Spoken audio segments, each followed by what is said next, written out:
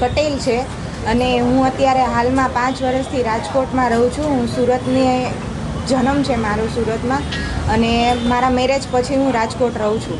અને જે વ્યક્તિએ મને ફોન કરેલ હતો કે આમાં ગિફ્ટ મળશે, એ વ્યક્તિ મારી ફ્રેન્ડ હતી. 2020માં રાજકોટમાં મારી સાથે રહેવા આવેલ હતી, જે દિલ્હીથી આવી હતી.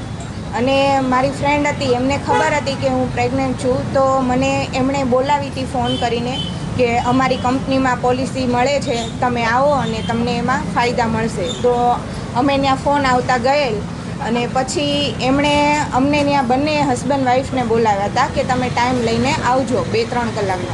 અમે અમારા અનુકૂળતા મુજબ ટાઈમ લઈને ગયા તો અમને એવું સમજાવ્યું હતું કે તમે પ્રેગ્નન્ટ છો તો પછી તમને આટલા ફાયદા મળશે, હોસ્પિટલના ફાયદા મળશે. અમને પોલિસી આપી જેનું નામ છે રિલાયન્સ લાઈફ ઇન્સ્યોરન્સ કંપની છે, જે ગોંડલ રોડ ઉપર કાયદેસર ચલાવે છે. અને અમને કીધેલું હતું કે ફેમિલીની પોલિસી છે. મારા હસબન્ડનું નામ, મારા જે સમયે પોલિસી કરાવી તે સમયે મારો 8મો મહિનો હતો. એટલે મારા આવનારા બાળકનું પણ ભવિષ્યમાં ગમે ત્યારે કોઈ પણ દવાખાનાનો ખર્ચ હશે, તમારો ખર્ચ હશે, કાંઈ પણ હશે તો તમને બધી વસ્તુ, દવાખાનાની બધી સેવા તમને ત્યાંથી ફ્રીમાં મળશે. એટલે અમને આ કહીને પોલિસી આપેલ ફેમિલીમાં અને અમે પોલિસી લીધેલ, જેનું પહેલું અમાઉન્ટ 31,500 કેશ પેમેન્ટ આપવાનું હતું, જે અમે ક્રેડિટ કાર્ડથી આપેલ હતું. અને પછી અમારે 1 વર્ષ પછી જે મહિને પેમેન્ટ આપવાનું હતું, એ પેમેન્ટ પણ અમારું ખાતામાંથી એક સાથે કાપી લીધેલ છે, જે અમે એને પહેલાં કીધું હતું કે મહિને કાપે. અને પછી અમને ખબર, અમારા હાથમાં પોલિસી આવતા અમને ખબર પડી કે આ સિંગલના નામની પોલિસી છે અને દવાખાનાનો ખર્ચ, અમારું નામ કે અમારા આવનારા સન બાળકનું નામ, કોઈનું એમાં નામ આવે નહીં. જ્યારે પોલિસી અમારા હાથમાં આવી ત્યારે અમારે 8 થી 9 મહિના થઈ ગયા હતા. એટલે અમને ખબર નહોતી કે આ પોલિસીમાં અમારું નામ નથી અને અમારો કોઈ આવો ફાયદો નથી.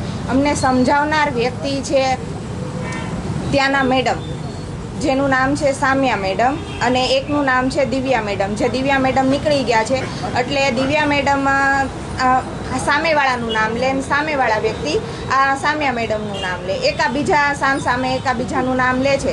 જેના કારણે અમે 2-3 વાર ત્યાં ગયેલા તો અમને બરાબર જવાબ ન મળ્યો. પછી થોડોક ઝઘડો થયો હતો તો 100 નંબર પર ફોન કરીને પોલીસ બોલાવી. પોલીસ આવી, અમને બંનેને ત્યાં લઈ ગઈ.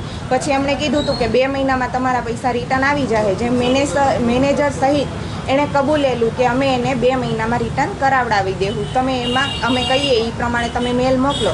અમે કમસે કમ આજ સુધીમાં 13 મેલ મોકલેલા છે અને એમની ત્યાં 3 મહિનાથી વેઇટ કરીએ છીએ, કોઈ જવાબ આવતો નથી. પછી અમે પાછા પોલીસ સ્ટેશને ગયા તો પોલીસની કામગીરી એવી હતી કે આ કામ અમારું નથી, આ કોર્ટ મેટર છે, તમે ત્યાં કંપનીએ જાઓ અથવા તો તમે કોર્ટમાં જાઓ.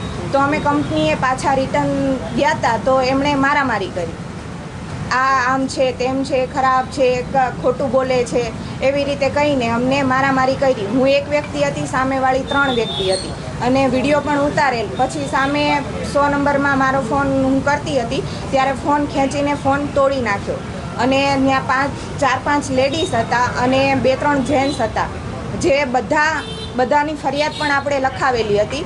પછી A ડિવિઝનમાં પોલીસ સ્ટેશનમાં કેસ કરીને સામે સમાધાન કરીને હાલમાં એ વાત ક્લોઝ કરી દીધી કે મારામારી થઈ હતી. એણે દબાવવા માટે અમને એવું કીધું કે તમે આ સમાધાન કરી નાખો, નહીં તો તમારા પૈસા રિટર્ન આવશે નહીં. અને આજ સુધીમાં એમનું કંઈ પણ જવાબ નથી, કોઈ મેલ નથી. પોલીસ ચોકીમાં પણ કીધું હતું અમે તમને સોમવારે જવાબ આપીએ. સોમવારે કાલે મેં આખો દિવસ સુધી મેસેજ કર્યો, એણે 5 કલાક સુધી ફોન રિસીવ ન કર્યો, મેસેજનો પણ જવાબ ન આપ્યો. પછી અમે એને લાસ્ટ કીધું કે અમે પોલીસ ચોકીએ જઈએ છીએ, તમારે શું જવાબ આપવાનો છે કે નહીં? તો હજુ પણ એ ટાઈમ જ માગે છે કે અમારી પાસે ટાઈમ આપો. અમે 1.5 વર્ષ થઈ ગયું, આજ સુધીમાં અમે એમની પાસે ટાઈમ જ માગતા રહીએ છીએ. મારી માંગ એવી છે કે જેની કોઈની રિલાયન્સમાં પોલિસી છે, એ પોલિસી અમારા જેમ ચેક કરો કે તમને જે કીધું છે એ પોલિસીમાં છે કે નથી. જે ફાયદા અમને કીધા હતા એમાં અમારા કોઈ ફાયદા નથી. અમારી માંગ એવી છે કે કોઈ પણ આમાં ફસાણું હોય તો ના ફસાય. ફોન આવે છે કે તમારી ગિફ્ટ આવી છે એ કરીને ફોન આવે છે, તમને બોલાવે છે અને ત્યાં જઈને તમારી પાસે પોલિસી કઢાવે છે અને પછી એમાં ફ્રોડ કરીને, મતલબ જે કે એ પ્રમાણનું કાંઈ નથી. એકવાર પોલિસી નીકળી જાય એટલે પૂરું એવું કહી દે છે. અને પછી 10 વર્ષ સુધી તમે ભરા કરો ને ખાતામાંથી પૈસા કાપી લે છે.